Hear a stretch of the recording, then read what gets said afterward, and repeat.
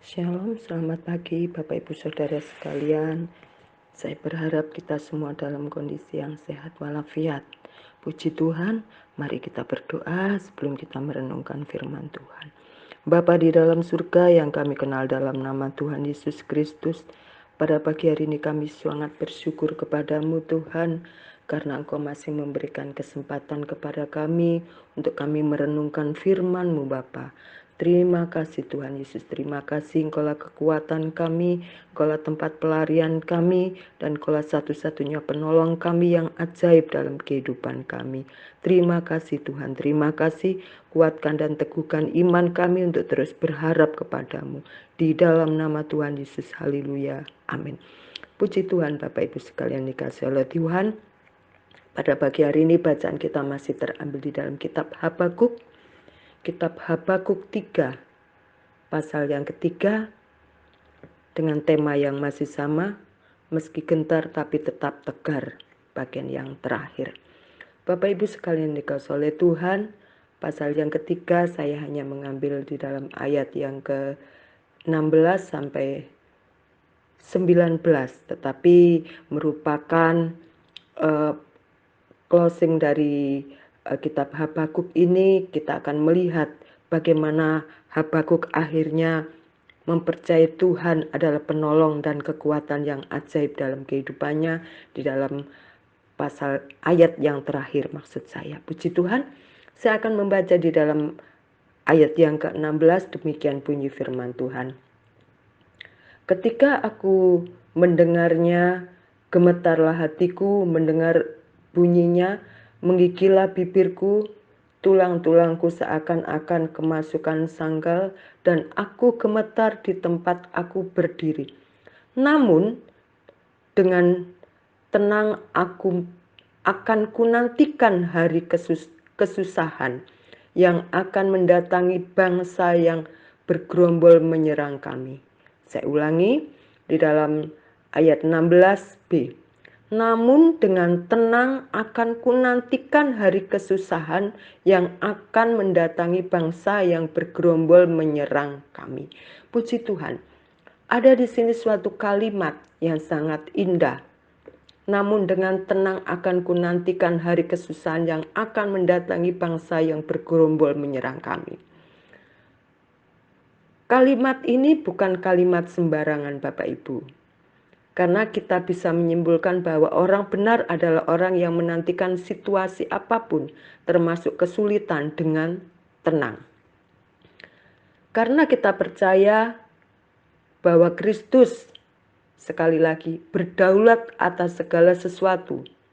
Kesetiaan Tuhan itu merupakan jaminan dan kekuatan bagi saya dan Bapak Ibu. Oleh karena itu, beriman pada saat kondisi yang sulit seperti pandemi saat ini bisa membawa kita lebih dekat kepada Tuhan. Dan juga bisa membuat kita menjauh dari Tuhan. Keputusan ada di tangan kita, tetapi sesungguhnya Tuhan berharap dalam keadaan yang sulit, dalam keadaan yang senang, kita dekat kepada Tuhan. Ada beberapa orang yang berkata bahwa diberkati itu identik dengan kaya. Tetapi ada orang juga mengatakan diberkati itu dengan badan yang sehat. Cukup untuk dinikmati hari ini. Saya serahkan kepada Bapak Ibu sekalian, pilihannya mana yang harus dipilih? Apakah diberkati itu harus kaya, melimpah ruah, ataukah diberkati kita berterima kasih hari ini, ada yang kita nikmati, kita bersyukur dengan tubuh yang sehat walafiat? Pilihan ada di tangan kita. Bapak Ibu, waktu Habakuk meresponi dengan kata, namun dengan tenang akan kunantikan hari kesusahan yang akan mendatangi bangsa yang bergerombol menyerang kami. Habakuk sebenarnya tahu bahwa Allah yang membiarkan semua ini terjadi adalah Allah yang memelihara umatnya. Habakuk yakin bahwa Allah tidak akan berdiam diri dan meninggalkan ciptaannya. Karena Dia adalah Tuhan yang berdaulat. Kalau kita kembali melihat di dalam ayat 17 sampai 19, kita akan melihat bahwa Habakuk telah mengalami suatu reformasi, perubahan secara drastis. Dari Tuhan, ia mulai bersyukur di masa sulit. Perubahan yang drastis itu tentunya dari Tuhan. Bagaimana Tuhan mengubah Habakuk untuk mempunyai pandangan yang benar tentang Tuhan. Ayat 17 sampai 18 mengatakan, sekalipun pohon ara tidak berbunga, pohon anggur tidak berbuah, hasil pohon zaitun mengecewakan, sekalipun ladang-ladang tidak menghasilkan bahan makanan, kambing domba terhalau dari kurungan, dan tidak ada lembu sapi dalam kandang, namun aku akan bersorak-sorai di dalam Tuhan, beria-ria di dalam Allah yang menyelamatkan aku. Puji Tuhan, ini merupakan doa dan pernyataan iman yang begitu indah. Kita melihat bagaimana kesetiaan Tuhan yang memberikan iman kepada Habakuk. Relasi kita dengan Tuhan akan memimpin segala tindakan kita. Surat Ibrani 11 ayat 1 masih ingat, adalah mengatakan iman adalah dasar dari segala sesuatu yang kita harapkan dan bukti dari segala sesuatu yang tidak kita lihat. Iman Habakuk begitu hebat. Karena iman ini merupakan suatu komponen yang paling penting dalam kehidupan orang percaya. Kita tidak dapat membeli dan memberikan iman itu kepada orang lain. Di dalam keadaan yang tenang, kita tetap harus berhati-hati karena mungkin saja iman kita bisa menjadi rapuh. Tetapi kembali ayat Ibrani 11 ayat yang ke-6 mengingatkan kita, tetapi tanpa iman tidak mungkin orang berkenan kepada Allah. Sebab barang siapa berpaling kepada Allah, ia harus percaya bahwa Allah ada dan bahwa Allah memberi upah kepada orang-orang yang sungguh-sungguh mencari Dia. Puji Tuhan Bapak Ibu sekalian dikasihi oleh Tuhan. Dikatakan, namun aku akan bersorak-sorak di dalam Tuhan, beria-ria di dalam Allah yang menyelamatkan aku. Dalam situasi saat ini, Tuhan tetap mau kita mencari wajahnya dengan sungguh-sungguh. Lewat pembacaan firman, lewat persekutuan kita dengan Tuhan, Tuhan mau kita mencari wajahnya. Puji Tuhan. Ayat 19 mengatakan, Allah Tuhanku itu kekuatanku. Ia membuat kakiku seperti kaki rusa. Ia membiarkan aku berjejak di bukit-bukitku. Mazmur 28 ayat 7a mengatakan juga, Tuhan adalah kekuatanku dan perisaiku. Kepadanya hatiku percaya. Tempat harapan kita adalah Tuhan. Mari tentunya kita jadikan Tuhan menjadi kekuatan kita. Pada saat kita menghadapi situasi atau masalah, kita tahu jangan sampai kita mengandalkan kekuatan dan kemampuan kita sendiri. Kita mau gantungkan harapan kita kepada Tuhan. Kita mau serahkan apa yang menjadi masalah kita kepada Tuhan. Kita minta kekuatan darinya. Maka Tuhan akan memberikan kekuatan sehingga kita sanggup melalui setiap problema yang terjadi dalam kehidupan kita. Iman dan perbuatan tidak dapat dipisahkan. Bapak Ibu sekalian dikasihi oleh Tuhan, Habakuk meninggalkan teladan yang baik bagi kita.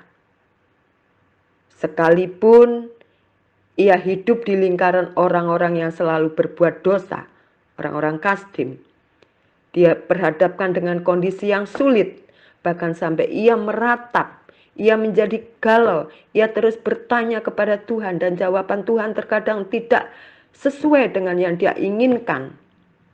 Tetapi yang kita pelajari adalah Habakuk tidak pernah putus asa untuk datang kepada Tuhan, tidak pernah putus asa untuk menyembah Tuhan. Oleh karena itu, tetap mempercayai Tuhan adalah penolong yang sejati dalam kehidupan kita. Dan kita percaya janjinya itu teruji oleh waktu. Bapak Ibu sekalian dikasihi oleh Tuhan, apa sih yang kita petik dari Habakuk ini? Yang kita petik adalah bahwa setiap kita pernah mengalami masalah atau kondisi yang sulit, yang terkadang yang kita sampaikan kepada Tuhan, Tuhan bilang sabar ya, tunggu dulu. Sabar, tunggu dulu. Karena aku akan memberikan rancangan dan harapan yang indah dalam kehidupan. Tetapi kita secara daging, kita secara manusia, kapan Tuhan itu janjimu akan kau nyatakan? Kapan Tuhan itu janjimu akan terwujud dalam kehidupanku? Aku sudah tidak sabar lagi. Aku sudah enggak kuat lagi Tuhan. Cepat nyatakan. Tetapi biarlah kita seperti Habakuk. Kita tetap bersyukur, kita tetap bersukaria. Karena Tuhanlah yang menjadi kekuatan dan perisai dalam kehidupan Habakuk. Sehingga dia menyadari, mencari wajah Tuhan, itu yang terutama dalam kehidupannya. Karena sesungguhnya Tuhan itu adalah pribadi yang bertanggung jawab terhadap ciptaannya. Saya dan Bapak Ibu sekalian. Biarlah pada pagi hari ini kita tetap beriman, kita tetap percaya bahwa janji Tuhan pasti akan tergenapi. Janji Tuhan teruji oleh waktu. Cepat atau lambat itu semua akan nyata dalam kehidupan kita sekalian, orang-orang yang percaya dan berharap hanya kepada Tuhan. Puji Tuhan, semoga pada pagi hari ini kita tetap semangat menghadapi kehidupan ini. Karena kita tidak pernah menghadapi kehidupan ini seorang diri. Ada satu pribadi yang terus ada bersama-sama dengan kita. Menyertai, melindungi, bahkan melakukan hal yang terbaik dalam kehidupan kita. Mari kita berdoa. Tuhan Yesus, kami bersyukur kami punya Allah seperti Engkau. Kami punya Bapa seperti Engkau yang begitu peduli, yang begitu mengasihi Tuhan dalam kehidupan kami. Engkau tidak pernah tinggalkan kami seorang diri. Engkau tidak pernah biarkan kami jatuh tergeletak Tuhan. Engkau akan angkat kami Tuhan. Oleh karena itu, biarlah Engkau tetapkan hati kami untuk melekat, untuk berpaut kepada Engkau, supaya kami tidak menjadi ragu, supaya kami tidak menjadi goyah di dalam pengiringan kami kepada Engkau. Terima kasih Bapa di dalam surga, di dalam nama Tuhan Yesus kami mengucap syukur pada pagi hari ini. Haleluya, amin. Selamat pagi Bapak Ibu sekalian, selamat beraktivitas. Tuhan Yesus memberkati. Amin.